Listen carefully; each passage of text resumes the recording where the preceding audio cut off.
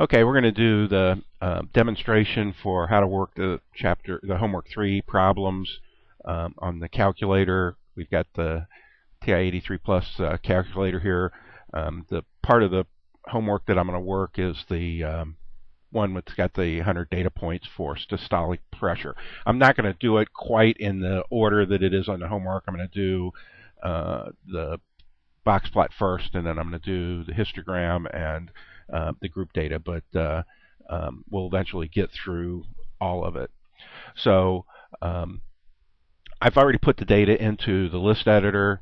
I'm pretty sure you don't want to sit and watch a video of me typing 100 data points in, so click on Stat, Edit, and List 1 has got the 100 data points in it. And I double-checked them, so I'm not going to go down through all of them, but they're all in there. So to get things like the mean and standard deviation for this list of 100 data items, I'm going to use one variable stats. So I click the Stat button, go over to the Calc menu, and we're going to use option 1, which is the one variable stats. And I'm just going to tell it to use list 1. And I do that by doing second and then clicking the number 1, and it puts the second function, which is L1, in there, and I hit enter. And it crunches for a while, and notice that it tells us that the X bar is 130.17. Now the rules for rounding for means and standard deviations is to round to 1 digit more than what the data is. So I would write down the answer to what is the mean for this data set as 130.2. Okay, the calculator doesn't do it that way. The calculator shows you as many digits as it can come up with, but you need to round it to whatever the appropriate number of digits is. I didn't mark off on the homework this time for that, but I will in the future. And you'll notice that, since there's 100 data points, the sum X, which means that's just the total of all the data values, was 13,017. And so you take that data value, or that value, and divide it by 100, and you get 130.17, again, which we'd write down as 130.2. Now the homework didn't ask you for the standard deviation for all 100 data points, but it's very clear that those 100 data points come from a sample. So if you had been asked for what's the standard deviation of that data set, you would have written down 12.7. Okay, not this value, not the sigma x value. The sigma x value would only apply if that 100 data points had been a population, and it wasn't. So the sigma x value doesn't even apply to this problem. The only one that applies is the sx value, which is the standard deviation calculated using the sample method. Okay, if you wanted to know what the variance for this was, I would take 12.7224 and square it, because the variance is the square of the standard deviation. And again, I would write down, if asked, the standard deviation, or the variance would be 161.9. I would round it to one more digit than what the data values were. So let's go back to the one variable stats, and I'm going to recall my entry by doing second entry. Anytime you've got a list of entries in your calculator, if you do select this entry function above enter, you can just keep doing that to recall whatever entry you want to get to, and you can even go back and edit the entry if you want using your arrow keys.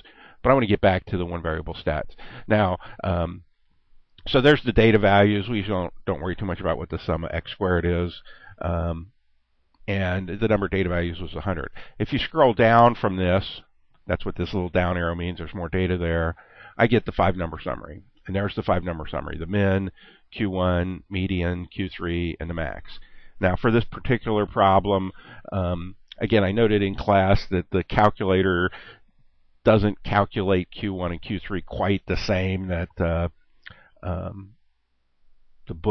method that says in the book. For this particular problem, you get the same result no matter which way you do it. Let's look at a couple of particular things. The interquartile range is the difference between Q3 and Q1. It's 138 minus 120. If you can't do that in your head, you can take 138 minus 120, and that's your interquartile range for this particular data set. If you want to figure out what the lower fence is, in other words, how low a value would have to be for it to be considered an outlier, you take Q1 and subtract 1.5 times the interquartile range. So Q1 is 120, and I subtract 1.5 times my interquartile range, which is 18, and I get a lower fence of 93. There weren't any values below 93, so there weren't any outliers on the low end. To figure out what the upper fence is, I have to take my Q3, which is 138, and add 1.5 times that. And again, I'm going to do that by recalling the previous entry and editing it rather than typing the whole thing again in.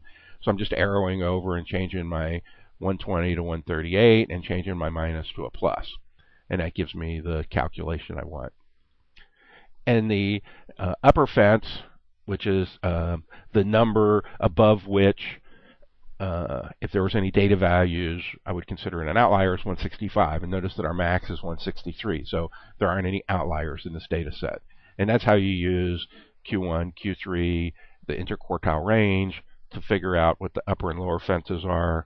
And if there's numbers outside of that range in your data set, those are considered outliers. You have to go do something about those data values because they're suspicious. Doesn't mean you have to delete them. You got to go figure out why they showed up there. To do a box plot for this data, I'm going to use stat plot, which is above the y equal button. So to get to that, I'm going to do second stat plot, and I get the screen where I've got 3 stat plots to choose from, and I've got an option to turn them all off. I'm just going to use plot number 1, so I'm just going to hit enter because, I mean, if you want to use one of the other plots, it doesn't matter. You hit the up and down arrow. I'm just going to use plot number 1. So this is the setup screen for doing a stat plot. The first thing you have to do is turn it on. Right now it's off, so while the cursor is flashing on, you hit enter. You go down, and there are 6 types of plots that are available. I just hit the down arrow from the on off to get to this. And to select which type you want, you right arrow over to the one that you want. I personally at this point want to do a box plot. Let's go through. The first type is a scatter plot, which we'll be using in chapter 10. The second type is a scatter plot, but it draws lines between the points, which can be useful. We're not going to be using that function. That's more like an algebra type of thing. The third type is a histogram, which I'm going to be using a little bit later. The fourth type is what the book calls as a modified box plot. It's a box plot, but it shows outliers as separate points. And I'll do a demonstration of that here in a second, but if you want a modified box plot, it's the fourth option. The standard box plot, or the skeletal box plot as it's called in the book, is the fifth option. And it'll show just a regular box plot whether you got outliers or not. And that's the option we're going to pick, so I'm just going to hit enter there. The last graph type that you can use is something called a normal probability plot. And we don't use those really in the book, although it's talked about in chapter, I think, 6.7. It's a section that we skipped. You got to tell it which list you want to use to do the modified box plot. And our data is in list 1. If it had been in list 2, I would have do second, number 2 to get list 2, whatever it is. But it's already in list 1. The frequency, you can do a box plot for group distribution, in which case the X list, the first list that you give it, has got to be the list that's got your midpoints, class midpoints, or your class values in it. And the second, you have to tell it to give it a list that's got the frequencies. Since we only have just a single list of data, each of those data values occurs one time, and we just leave the frequency as 1. In fact, there's really never any cases in this class where we ever change this frequency. It should always be 1. There's several other functions that it shows up in, and we always just leave it at 1. So to see this box plot on your graph, you have to do a zoom. So you click the zoom button and scroll down to option number 9, which is zoom stat. And there's your box plot. This is not the way I want to see it on the homework or a test when you draw it. Look at the homework 3 answers to see exactly how you make it pretty, but this is the raw box plot. If you want to see what the data values are in there, you can click the trace button here. And when you put trace, it puts a little cursor on here. It tells you which graph you're on, which is stat plot number 1 based on list 1. and it tells you what data value it's at. So right now it's sitting on the median. You can go left and right here, and notice I go left, the minimum is 110, my Q1 is 120, my median is 129, my Q3 is 138, and my maximum is 163. So that just kind of tells you, it gives you the information that you need to plot the box plot. Look at the Homework 3 answers to see the way I really want you to do it. Notice that it does plot the box plot above the x-axis. There were still several students who plotted the plot right on top of the axis. You don't do it that way. You plot it above the axis. So that's the calculating the mean for the individual data values and doing the box plot. Let's look at the histogram. We want to be able to do a histogram, and that's another option under stat plot. So we'll go to second, stat plot, and pick plot number 1 again. It's already on. We just want to change from the box plot to the histogram. So I selected histogram. And again, the data list that I want is in list 1. Now the trick with histograms is you can start off and do a zoom and go down the zoom stat, and it'll show you a histogram. But the problem that with this is it kind of makes up its own classes, and rarely are they the classes that you want. So in order to set it up right, what you have to do, and again, get the Homework 3 answers out to kind of follow through this. You want to go and click on the window function here. And this is what controls what the X and Y axes scales are in the TI83. And when you want to do a box plot or want to do a histogram, basically you want to tell it what to use for the classes. And the way you do that is you give it the X-min is the lower bound of the lowest class, which in our case was 110, which is what we wanted. You scroll down. X-max is, you usually set it, you either set it to the upper bound of the highest class or one more than that. And what I'm going to do here is set it to one more than that. I'm going to set it to 170. Okay, so my x-axis is going to be scaled from 110 to 170. X-scale is what you want to tell it to use for the class width. And our class widths, the difference from the lower limit of one class to the lower limit of another class was 10. In other words, the classes went from 110, 120, 130, 140, and that's what you set your X scale factor is. So I'm going to change it. Again, it picked some strange scale factor. I'm just going to change it to 10. The Y-min and the Y-max are, the Y-axis in a histogram is the counts, and so there's really no reason for the Y-axis to extend down to -8. Never have quite figured out why the calculator does that when you do zoom stat, but I'm just going to change it to -1 because that allows us to see the x-axis. If I put it at 0, the x-axis would be right at the bottom of the screen. So putting the y-axis starting at -1 will just show us the x-axis. Y-max is you've got to put in a number for the maximum count. Actually, I try to put a number in that's a little bit higher than that. We know for our particular case, the maximum count for any of those classes was 30, I believe. So I'm going to put 35 in for that. Y-scale and X-res I usually leave just as 1. So now I've set up, again, the window parameters for my histogram. X-min is the lower limit of the lowest class. X-max is the upper limit of the highest class, or maybe one more than that, which is what I did here. And it's important. The X scale factor is one that's important. That's your class width. And then you usually set Y-min to -1, and your Y-max is something greater than the highest count that you've got in any class. Hit graph. Now we can actually see the histogram. The nice thing about doing it this way is it saves you from having to count up how many values there are in each class. The calculator does it. And to get those, you click the trace button. So if you click trace, it'll tell you, again, it's doing plot 1, list 1.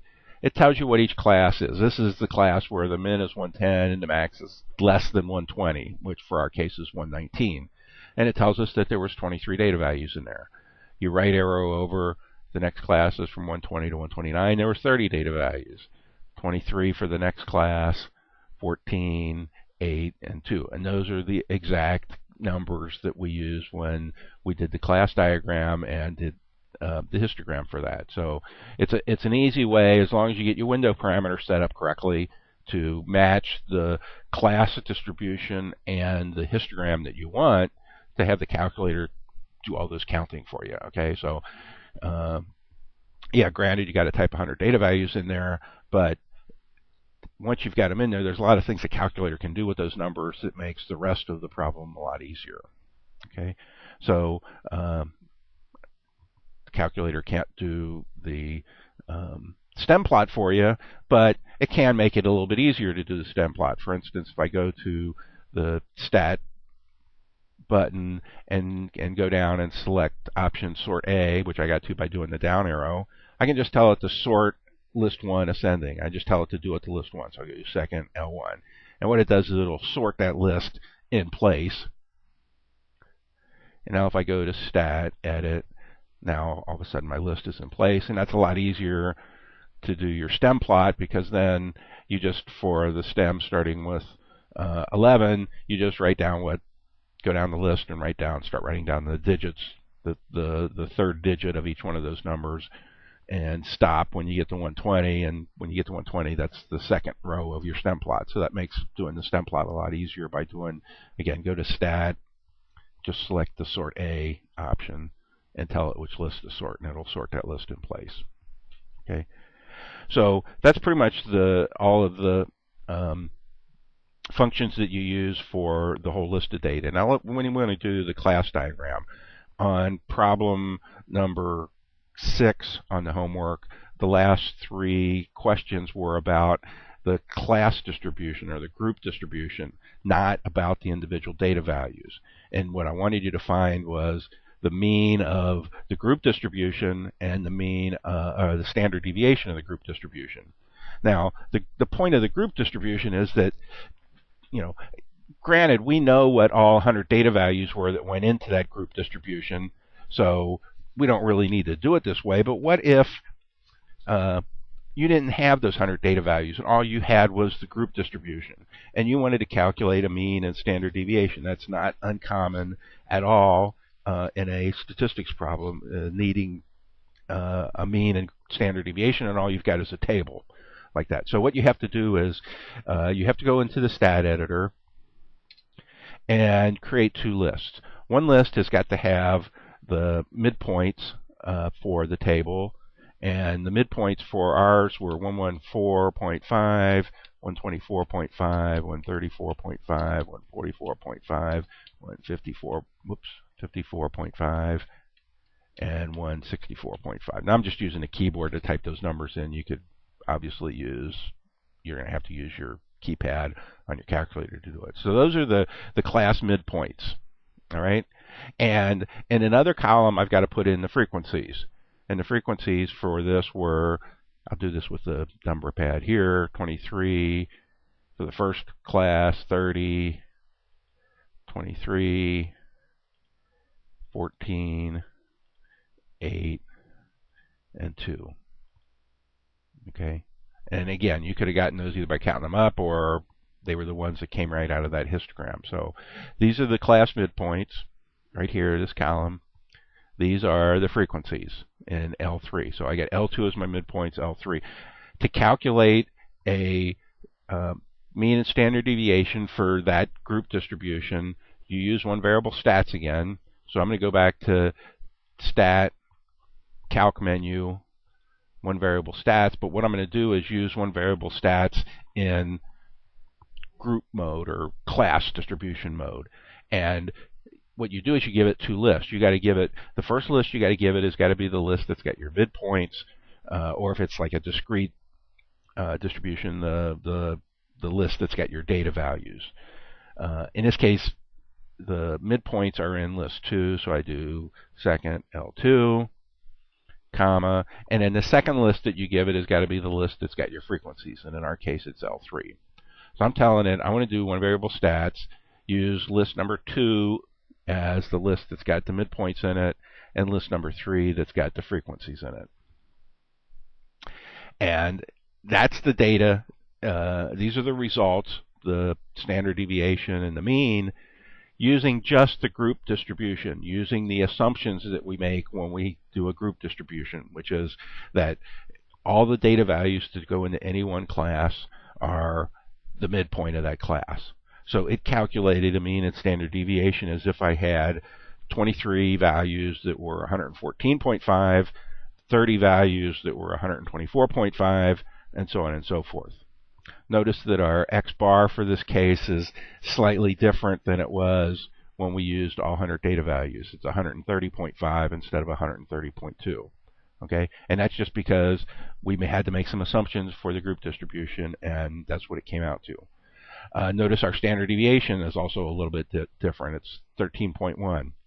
Again, this sigma x value doesn't apply to this situation. That used the formula for calculating a standard deviation for a population, which is different than the formula for calculating it for a sample. So this sigma x value doesn't apply to our situation. Maybe some other problem where the data was a population, we'd be using that, but in this case it doesn't apply. The true standard deviation for this data set is 13.1 and the mean is 130.5. I'm not even going to scroll down to see the 5-number summary, because the 5-number summary for group distribution, it only has 6 classes, doesn't really tell you much.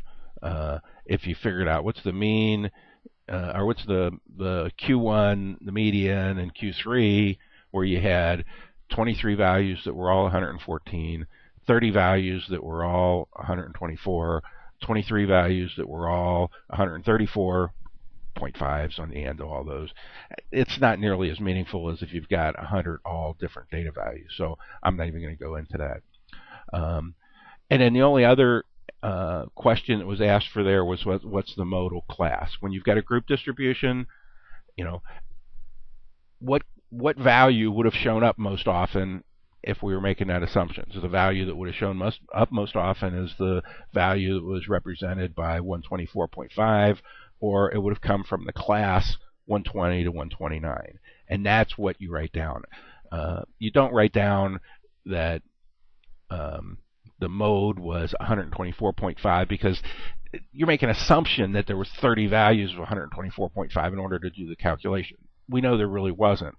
We just know that the class that went from 120 to 129 had the most data values in it. That was the one with the highest frequency, so you write down modal class. The modal class was the class that had class limits of 120 to 129.